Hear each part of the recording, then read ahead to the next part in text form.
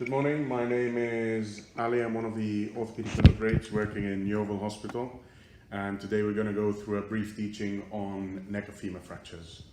We will cover epidemiology, anatomy, classification, management options, and then a brief take-home message. So, the incidence rate of our neck of femur fractures is between 65,000 and 70,000 cases per year. This has been the average for the last 5 years. It affects more females than it does males. It affects patients over the age of 50, and it usually affects more Caucasian than Afro-Caribbean ethnicities. Your typical patient will be the 77-year-old female patient with more than one medical comorbidity. The annual cost of treating these neck of femur fractures is around £2 billion per year in the UK. How serious is it? It's difficult to put into perspective how serious an injury is. So let's compare it to a well-known injury, a myocardial infarction. A myocardial infarction treated with gold standard guidelines within 2 hour percutaneous revascularization has a 30-day mortality of 5% and a 1-year mortality of 19%. How does this compare to our neck of femur fracture? Neck of femur fractures have a 30-day mortality of 7.5% and a 1-year mortality of between 25 and 30%. So as you can see, it's quite a serious injury. Moving on to anatomy, I won't go into too much detail. The hip joint is, as you know, a ball and socket joint.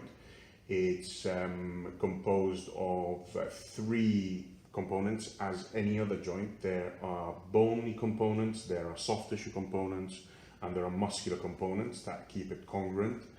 The bones are the pelvic bone, the acetabulum, and the femoral head. In between these 2, of note, I want to mention this ligament, which is the ligamentum teres, which has an artery that goes within the ligament and joins the acetabulum to the femoral head. We'll talk about that artery later on and its importance. A bit about angles, but not going into too much detail. The normal neck shaft angle, as you can see, is between 125 and 140 degrees, which is relevant when you are choosing your fixation device. And your normal femoral neck shaft anteversion angle is between 15 and 20 degrees, and this is relevant when you are placing your arthroplasty device. Continuing with the anatomy, as we said, we've got bony components, but we've also got soft tissue components. And of note, we've got the hip joint capsule, which anteriorly is composed by the iliofemoral and the pubofemoral ligaments, and posteriorly the ischiofemoral ligament. As you can see, anteriorly, this capsule goes down to the line in between the greater trochanter and the lesser trochanter, the intertrochanteric line, whereas in the posterior aspect of the hip joint, there is a part of the neck which is left uncovered, the bare part of the neck. The relevance of this capsule is that it divides the vascular supply reaching the head of the neck, and we'll talk about this now. So why is it important? The vascular supply to the head of the femur is a retrograde supply, meaning that branches from the profunda femoris artery, which is a branch from the common femoral artery, more medial and lateral circumflex arteries wrap around the proximal femur and go retrograde towards the head. And to reach the head, they have to pierce the capsule that we mentioned. And therefore, it creates 2 very distinct areas that we'll talk about just in a moment. So a part of these two arteries, the lateral and the medial circumflex artery, of which the most important one is the medial circumflex artery, you've also got the artery that we talked about earlier on, the artery that goes within the ligamentum teres, which is a branch of the obturator artery. This artery accounts for less than 30% of the vasculature, and therefore the majority is retrograde. So, we reach the point of a broad classification of our neck of femur fractures, and this is based on our capsule. And therefore, if the fracture is affecting outside of the capsule, we will call this an extracapsular fracture. The relevance of this is that the blood supply will not be compromised, and therefore we can assume that the head will not die off, will not go into cause avascular necrosis, and therefore we can do a hip preserving operation, which is a fixation. On the other hand, we've got intracapsular neck of femur fractures. These are fractures that occur, as the name states, within the capsule, where the blood supply has been interrupted due to the retrograde nature of the blood supply, and therefore we can assume that the head will go into avascular necrosis. Because the blood supply is compromised and because the head is going to die off, we cannot do a hip preserving operation. We need to replace the hip. So let's talk briefly about extracapsular neck of femur fractures. We can broadly separate our fixation devices into two. Extramedullary implants. These are the implants that, as the name states, are fixed to the bone outside the medulla of the bone. Or intramedullary implants, as you can see here on the right. The implant goes within the medullary canal. The way we use them is obviously clinical guidance and evidence-based practice. The current guidelines from NICE are that for those fractures, type 1 and type 2A from the AO classification, we won't go into that today, which essentially are the stable intertrochanteric fractures, will have an extramedullary device fixation, such as this one. This is a dynamic hip screw fixation. And for all other fractures, including the fractures that extend into the subtrochanteric area, that is the area below the trochanteric region, will fare better with an intramedullary device such as this one. And then we move on to our second group, which is the intracapsular neck of femur fractures. The most used classification is the Garden classification, which is only based in an AP radiograph of the hip and does not consider any lateral or sagittal plane alignments. And it has 4 stages, ranging from 1 to 4. 1 is an incomplete or a valgus impacted neck of femur fracture. 2 is a complete undisplaced fracture. 3 is a complete varus impacted neck of femur fracture. And 4 is a completely offended neck of femur fracture. It's not very easy to remember. However, you can clearly see that there are 2 very broad groups. The undisplaced, the 2 on the left, and the displaced, the 2 on the right. And that is exactly how we tend to talk about the intracapsular neck of femur fractures in broad terms. Are they undisplaced or are they displaced? What management options do we have for intracapsular neck of femur fractures? We have the non-operative management option. This is extremely rare. This is only used in a very, very small percentage of the cohort, which is the non-ambulatory patients which have a very high anesthetic risk. The ASA scores 4 and above, and the pain is under control. As I said, this is very, very rare to happen. We tend to operate even as a palliative procedure. And the other option is obviously the operative option. But what should we do? Should we fix or should we do an arthroplasty? We already said that the nature of an intracapsular neck of femur fracture means that the blood supply that is going to the head is crossing the capsule, and that has already been compromised, and therefore we would tend to replace. However, there are some cases where fixation is an option. Whenever we want to fix, we have to be very, very much aware of the risk of avascular necrosis. There are a lot of studies out there.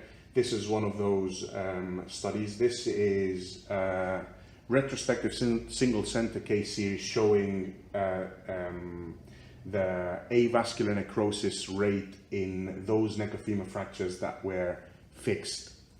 And the author did a multivariant analysis that showed that the Garden classification, i.e. the grade of displacement, directly correlated to the avascular necrosis. And as you can see, these x-rays clearly show the avascular necrosis development. As you can see on the x-ray on the left, the superior pole of the head of the femur is very well rounded.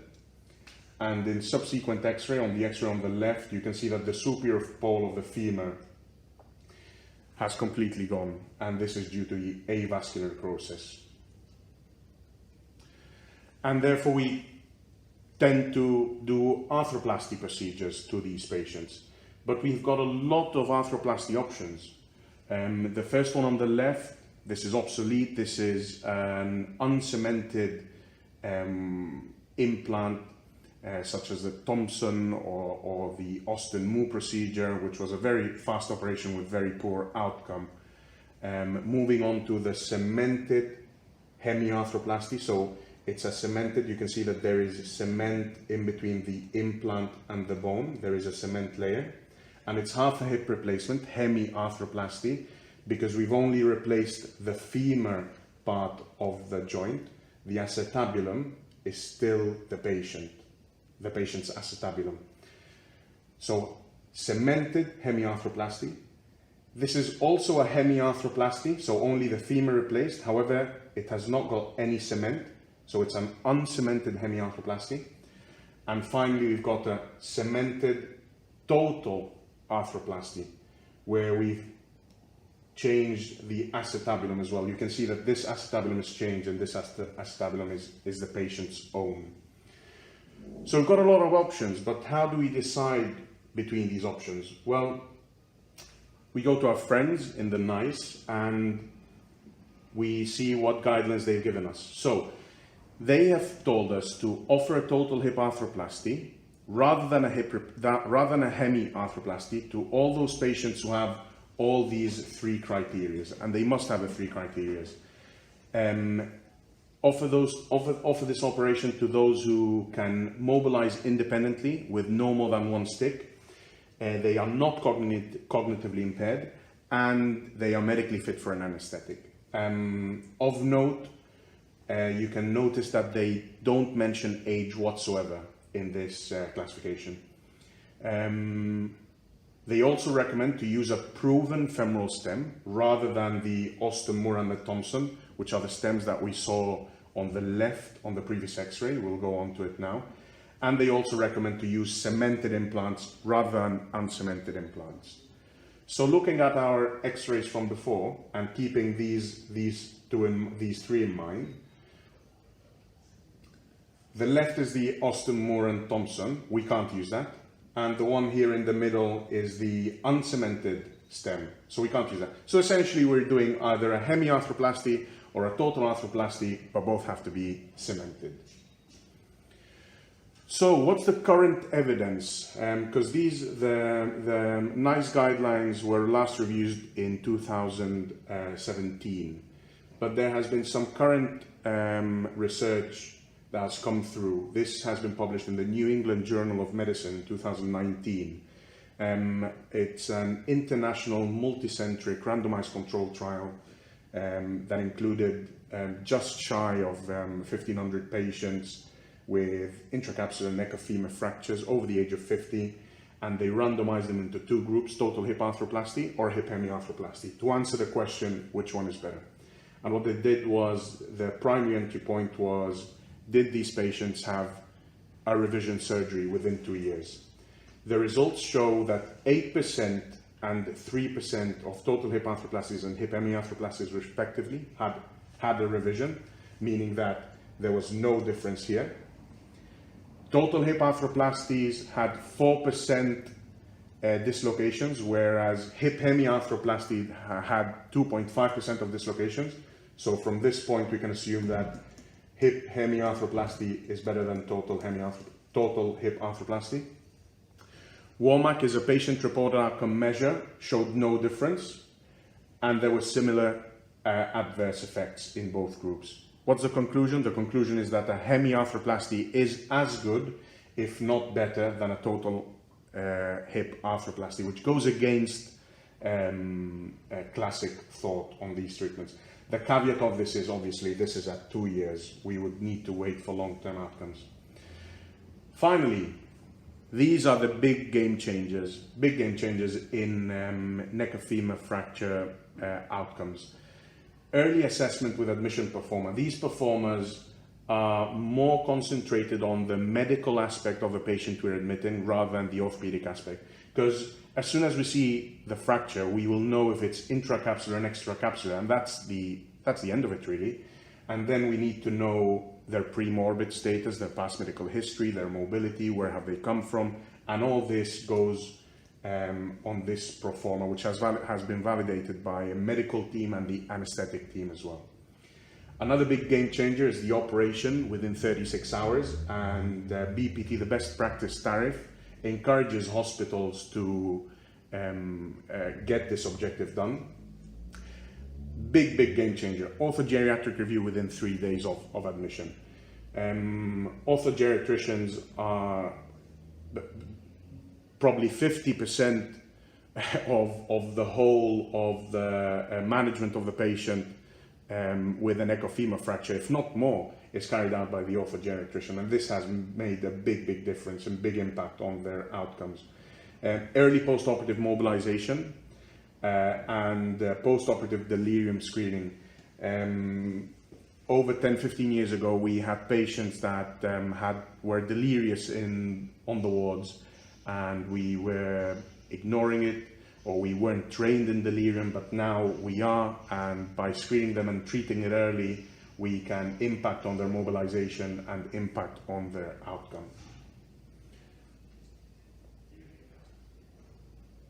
And so, take-home messages. Clearly, it's an injury with a high mortality, higher than a myocardial infarction. Intracapsular neck of femur fractures are at risk of developing avascular necrosis of the head, and this is due to the disruption of the retrograde vascularity. And there are different management options depending on fracture configuration, and that is guided by our best practice guidelines and current research. And that's all from me. Thank you very much. If you have any questions, email me. Thank you.